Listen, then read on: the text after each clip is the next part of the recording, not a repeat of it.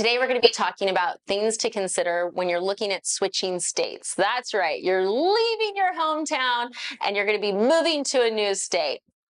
Okay, so look, if you were qualified, let's just pretend that you were qualified in Hawaii and now you're moving to Texas, okay? You may be like, well, I was qualified in Hawaii for 700,000, so I'm sure I'll qualify in Texas for 700,000. Yeah, probably not. Probably not. It depends on your debt to income. Here's why. In Hawaii, and this is the first thing you guys want to look at when you're looking at states to move to. In Hawaii, the property taxes are far less expensive than Texas. So when you guys are drawing up the maps of where you want to, my hand just got stuck, where you want to live, okay? Number one, how much are the property taxes? There's a website called smartasset.com where you can put in the zip code and that will tell you the average tax rate for the county, okay? So definitely do that. That's the first thing. Number two, homeowners insurance. Yeah, how much is the homeowners insurance? So if, for example, we qualify you for Ohio, right? $200,000 and we max qualify you in Ohio for $200,000. If you move to Florida, can you buy a $200,000 house? Probably not. Here's why. The homeowners insurance in Florida is a lot more expensive than most parts in Ohio, okay? So number two, homeowners insurance. That's right. So guys, I've been looking at a lot of this because as many of you know, I recently moved from California to Florida. And look, did I sell my California place? Absolutely not. My rate's too low. But Florida is where I primarily live now. And I have definitely been very cognizant of some of the cost differences, right? So like, for instance, you know, in California, the average property taxes are about 1.25%, okay? Unless it's new construction. In Miami, which is where I am now, it's 2%. Okay, so that's a jump right there. Then you go, okay, well, homeowners insurance, it's California. You know, I was talking with one of my friends and look, they're on a little island with other houses and they're on the water, right? Their insurance is $40,000 a year for a house of similar value in California, right? Probably 12,000. Okay, so there can be really big differences that you're not noticing. Now, okay, so property taxes, homeowners insurance. What's number three? State income tax. Yes, yes.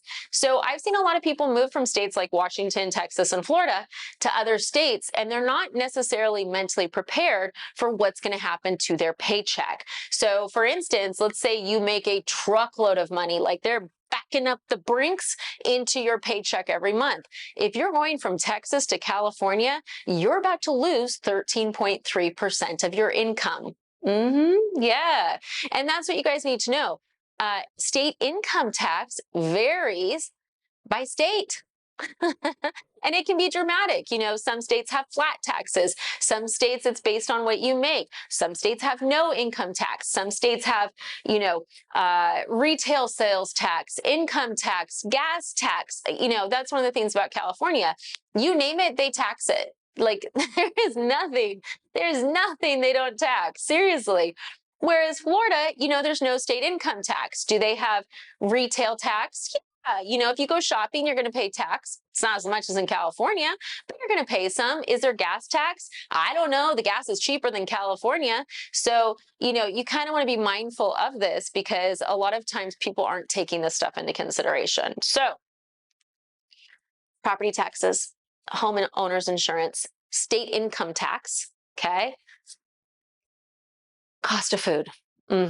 Cost of food, man, that can vary so much based on where you live. And it's shocking, you know, from my experience. So, you know, if you guys have watched this channel for a long time, you know, I'm a little bit of a gypsy at heart, right? You know, you'll see me in California or in New York or, you know, Miami now, which is my home base. And I was really shocked when I moved to Miami because I'm like, okay, I've been in California wine country for 16 years, some of the finest restaurants in the country. You know, I've been in New York, in Manhattan, some of the finest restaurants in the country. Miami's more expensive than both of them. Seriously, the if you go out to eat in Miami, it's crazy. You're like at like a medium tier restaurant. It's like $36 for a chicken breast with a side of broccoli. Like that's not what I eat, but like the cake instead of being like 12, maybe $14, $9 in California, 22. You're like, it's a piece of cake, you know? And that's what people don't keep in mind is they go, oh, well, it must be less expensive in one of these areas, but sometimes it's more expensive. If you're in parts of the country where they don't have a lot of access to fresh fruits and vegetables, those are going to be more expensive, right? Do you know how much tomato in Manhattan is? That's right. You don't because they're so damn expensive. They're in like jeweled cases. You know, you really want to keep all of that stuff in consideration when you're moving. And then the last thing, and look, there's so many more things, guys. I could go on for days. Oh, I have like 12 more as I sit here. Electricity and gas.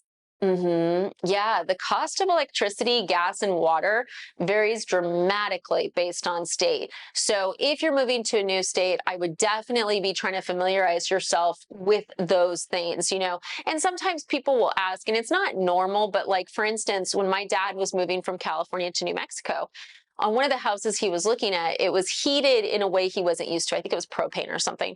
And he said, okay, hey, can I get the last 12 months of bills just so I can anticipate this? He was retiring. He wanted to make sure he could afford it.